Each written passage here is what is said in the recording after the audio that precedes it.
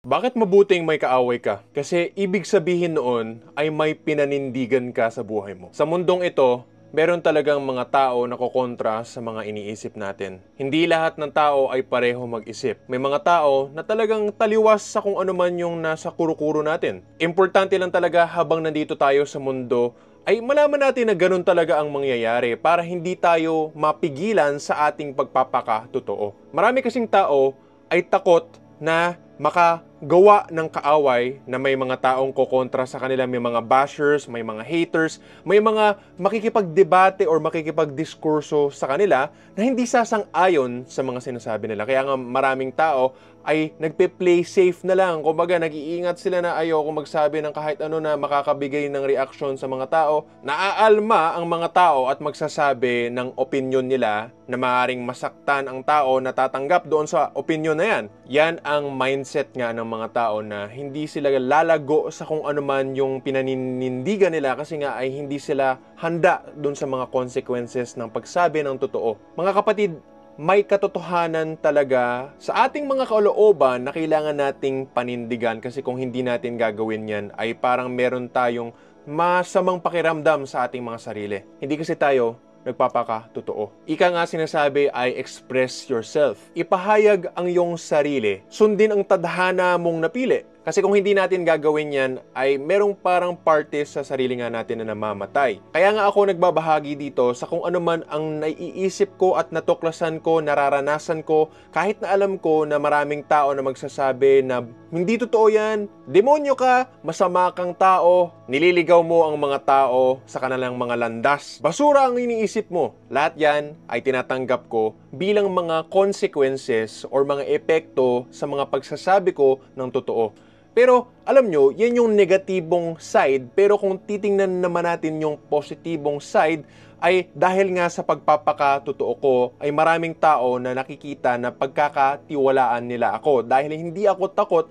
sabihin kung ano talaga ang saloobin ko. Hindi rin ako takot sa paghuhusga. Nirerespeto ko sa ganitong paraan ang free speech at malalaman ng tao.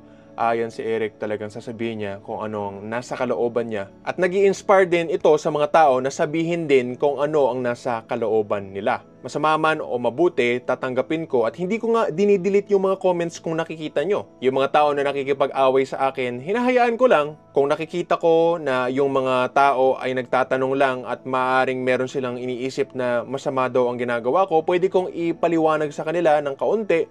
Pero kung talagang sinarado na nila ang kanilang isip na hindi na magbabago, tinatanggap ko rin yan at hayaan ko lang sila na maghusga sa akin. May karapatan naman ang lahat ng tao na mag-isip para sa kanilang mga sarili at maghusga. At ang binabahagi ko nga rito ay ang sarili kong mga pananaw base nga sa mga naranasan ko, sa mga nalalaman ko. Lahat ng tao ay pwedeng magdesisyon ayon sa kung ano ang kanilang buhay at ang kanilang pag-iisip sa kung ano ang magiging opinion nila. At mas lampas pa nga dito ay naghihikayat ako sa mga tao nag-iimbita na direkta nating danasin ang mga spiritual na karanasan. Tapos maraming mga tao ay nakikipag-away sa akin at magko-quote ng Bible verse or kung ano man ang mga pinaniniwalaan nilang mga libro. Kaya lang, alam nyo, sa usaping spiritual ay karamihan kasi sa mga tao nga ay bulag dahil sarado ang kanilang mga spiritual na pananaw at palagi lang silang nagbasa ng mga libro. Kulang sa enerhiya ang karamihan sa mga tao, kaya nga ay hindi nila naaabot ang mga pag-arok sa mga spiritual na katotohanan sa pamamagitan ng direktang karanasan. Kaya yung mga tao na aawayin ako tungkol sa ganyan ay tinatanggap ko at nalalaman ko, nauunawaan ko kung bakit nga ganyan sila. At hindi ako natatakot kahit na sobrang dami nila na talagang sasabihin kung ano yung gusto nilang sabihin na kontra sa akin. At yung iba nga ay minumura pa ako. Pero wala naman problema yan kasi ako ay nakakaalam sa sarili kong halaga. Kung hindi tayo maninindigan sa kahit ano, ay wala tayong magiging kaaway pero wala din tayong magiging tunay na kaibigan na handa nga harapin kung ano ang mga epekto sa ating pagtindig sa ating sariling mga paa kasi sila rin ay maninindigan kasama mo kung talagang pinaniniwalaan nyo na kung ano ang pinaglalaban nyo ay mabuting bagay na may kaaway kayo sa ganyan dahil ibig sabihin nga ay nanindigan ka para sa kabutihan na pinaniniwalaan mo. Kung wala kang kaaway, isa ka lang balimbing at wala kang bayag.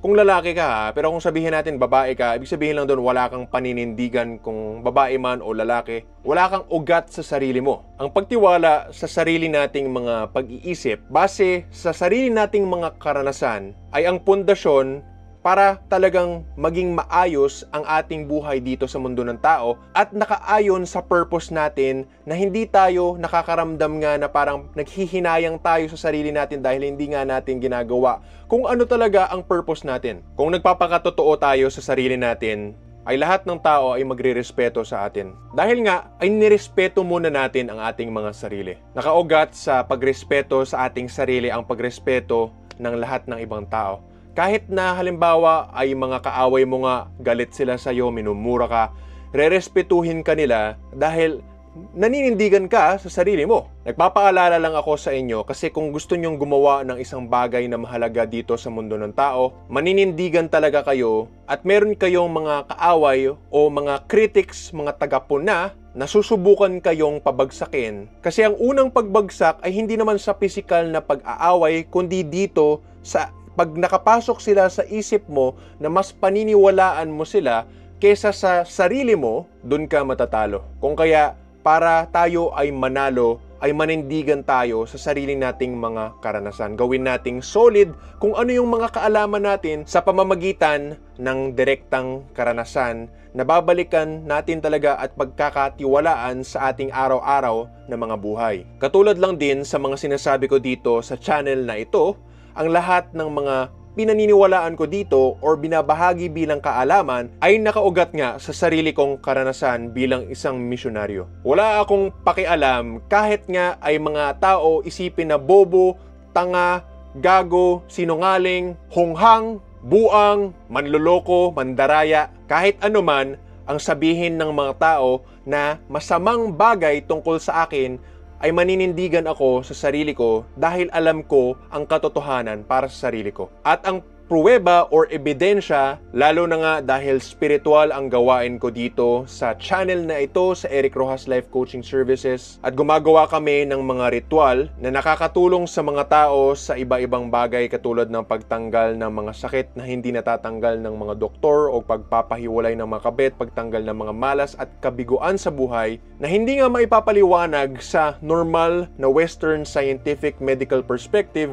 Yan ang may sasabi kong ebidensya na paulit-ulit naming nagagawa tungkol sa kabanalan na talagang pinapahayag at pinaninindigan ko dito sa channel kong ito. Marami pang kaaway na parating at palagi akong pupunahin at tinatanggap ko yan bilang biyaya at isang patunay na nanindigan ako para sa mga katotohanan sa aking buhay. So isa itong inspirasyon, isa itong panawagan sa lahat ng mga tao na kung meron kang biyaya na nakikita mo sa mundo, na kung meron kang natuklasan sa iyong karanasan, na alam mong makakatulong sa buong sambayanan sa pamamagitan ng pagpapahayag mo, ay gawin mo. Huwag kang matakot, yan ang mga pagsubok, yan ang mga paraan or mga pagkakataon na ipapakita mo na tunay kang malakas dun sa mga pinaninindigan mo. Ika nga na ang barko ay ligtas kapag nasa daungan siya, pero hindi yan ang purpose na ginawa ang mga barko. Ginawa sila para matesting sila